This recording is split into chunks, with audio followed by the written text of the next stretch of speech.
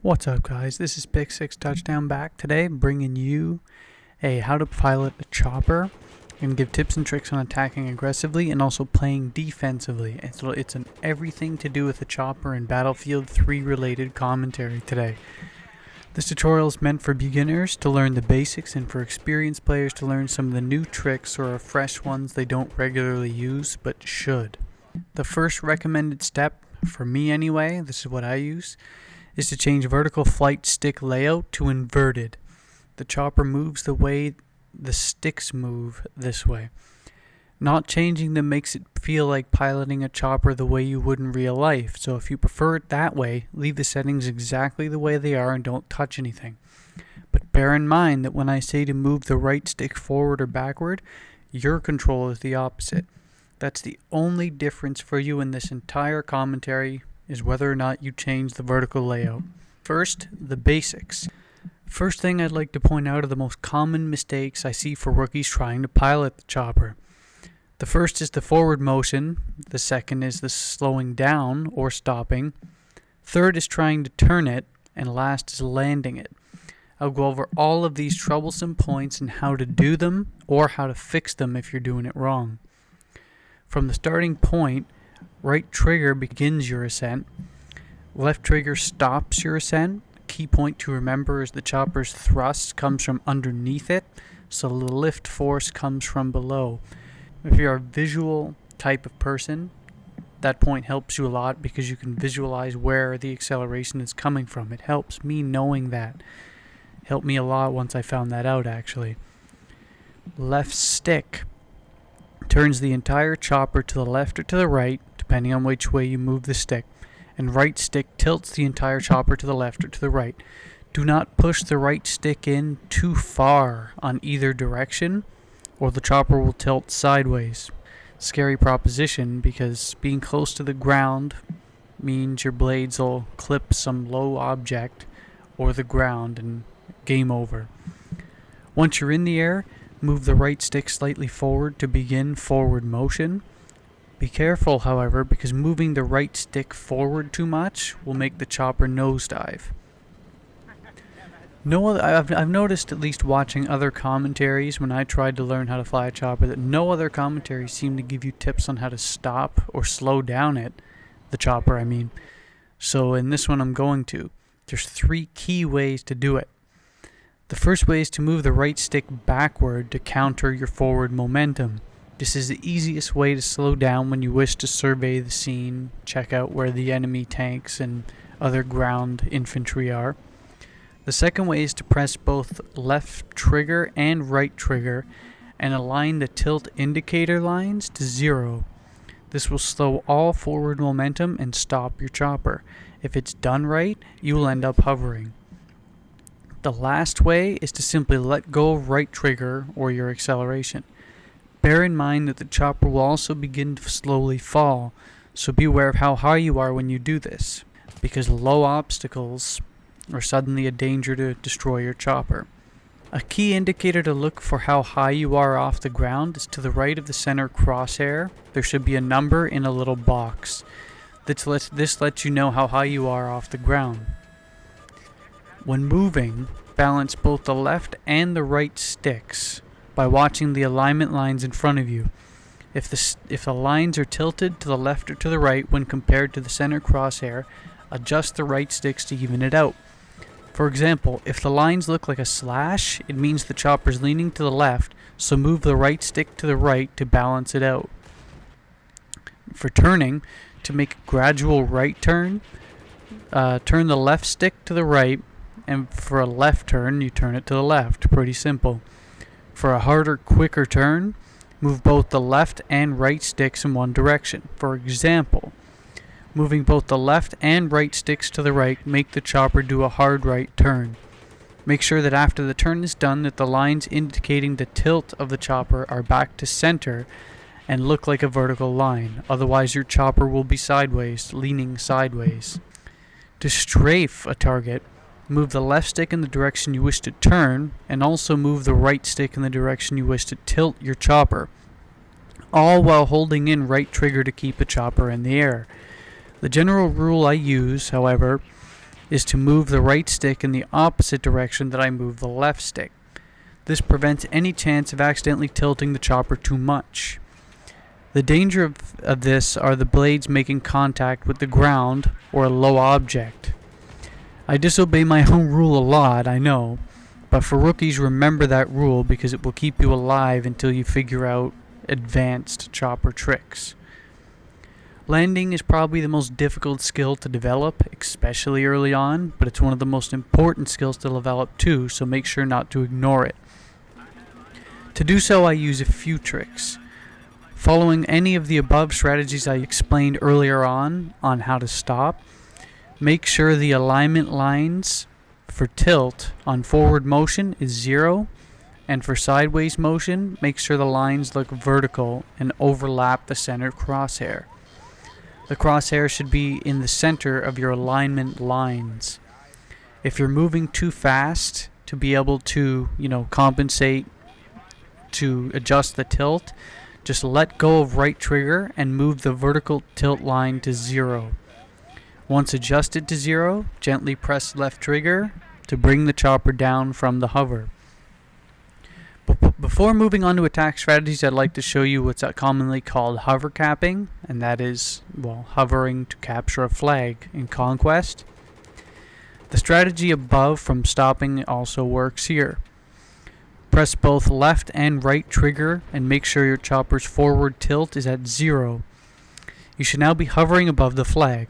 If you're too high to see the flag being if you're too high to take the flag, like you don't see the meter moving, let some pressure off right trigger and gently press left trigger. This will bring the chopper slowly closer to the ground and into capping range. Once it's in capping range, try to find the balance between left trigger and right trigger until the flag has been taken. Okay, now, moving on to attack strategies.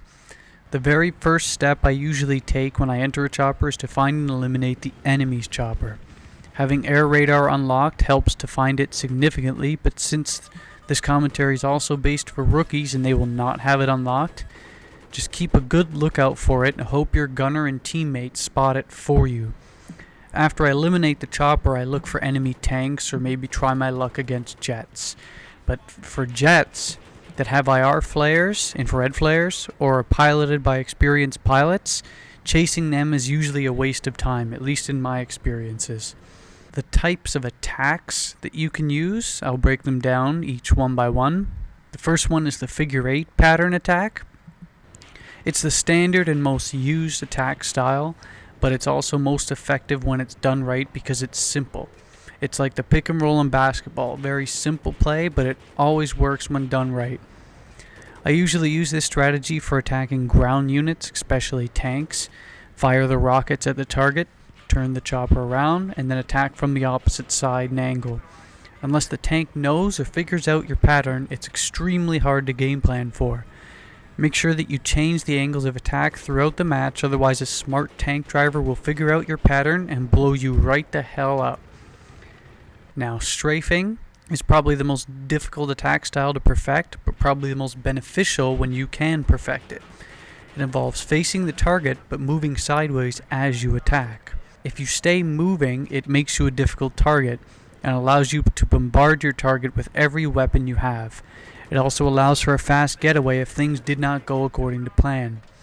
It's the most difficult and dangerous in levels with hydro lines and trees, since you'll be at a medium to low altitude. Most times I end up blowing up in the chopper isn't by other choppers or stingers or something shooting at me. It's using this technique and not having a good enough eye on low objects that are around me. So I clip a hydro pole or some random low object and my chopper will blow up. So beware, use it at your own risk in areas with lots of objects. The low to high attack gives the element of surprise and is very simple in theory. It involves staying low and undetected until you rise up and launch your attack from the side or behind the other chopper. It almost always does major damage and is nearly impossible to defend when it's done right. It's best done against the enemy air. The death from above style attack gives the element of surprise as well. usually works best when you've got into the chopper and are attacking a chopper that's already out in the map. His tracking can't detect you because you're above him, but anything you have weapon-wise is at your disposal as well, so it's extremely beneficial when you're high. And remember, he who holds the high ground and uses stealth usually wins in any fight, especially involving choppers. Now, with regard to defense strategies, the ones that most great pilots use and are most effective are using cover that the map provides. This can be anything from a building to a mountain, anything that blocks a guy with a stinger or something to getting a lock on you. When you know other jet pilots are either really good or regularly are targeting choppers, make sure you stay in the medium or low altitude area of the sky, because jets that are piloted by great players will own the high grounds and choppers are sitting ducks. However, even the best of jet pilots will have the most difficult time attacking a chopper that's low to the ground because it's far more risky for them to mount a low attack. That's just a key point to keep in mind. If there's no cover available and you run into the worst case scenario and have no flares, try flying low and fast if no cover's around. In my experiences, the stingers or missiles fired by other choppers or jets have about a 50-50 rate of hit or missing, which is certainly better than the 100% rate when you're in the sky. Of course, the best defense is to spot everything you see and plan far ahead. An important point to remember is both the pilot and gunner should be in the engineering kit to repair the chopper if it takes damage. Make sure you unlock and use flares as much as possible, and have a gunner that has and uses them as well. Communication between the pilot and the gunner on when to use flares and what target you're going to be attacking next is also pivotal to success. All of these tips apply to attacking as well. Now, with regard to gunning strategies, always aim slightly ahead of your target if it's moving, otherwise you'll miss behind it. This is especially true in scout choppers. Always aim slightly below the crosshair when using miniguns for maximum effectiveness. Use burst fire when firing at infantry on the ground. Using full auto causes you to sometimes run out of shots faster if you're just getting hit markers, and the pilot has to move around and you'll miss. Burst fire also allows you to control the rate of fire, improves accuracy, and conserves the 30 rounds for in case you get in more than one encounter or have more than one target. I found I have a much higher success rate killing infantry when using burst fire. If you have the guided missile unlocked, aim at a ground target and fire, and as the missile hits the target, immediately switch to the gun to finish off the target. Do not delay. Always reload after any fired shot to be ready for the next encounter. Reload even if you only fired a few shots. These shots that you fired could be the difference between getting a hit marker on infantry or destroying or disabling an enemy vehicle. Okay, in conclusion, I hope you enjoyed this tutorial and learned a few tricks from it, regardless of your skill level. I'm sharing with you what I've learned and what works best for me. I went from a guy who had absolutely no clue whatsoever on how to pilot a chopper when Battlefield 3 came out. I was that guy that immediately after I jumped in the chopper, it'd go in reverse and crash, and my teammates would get pissed.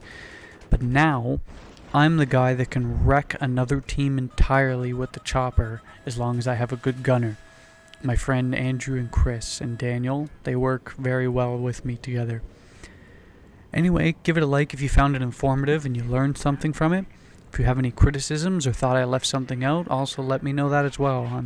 Most of all, if you like what you see and you would like more of the same, or have any ideas for tutorials, make sure you subscribe, leave a comment for what you like, and make sure you check out my other tutorials as well. Thanks for watching.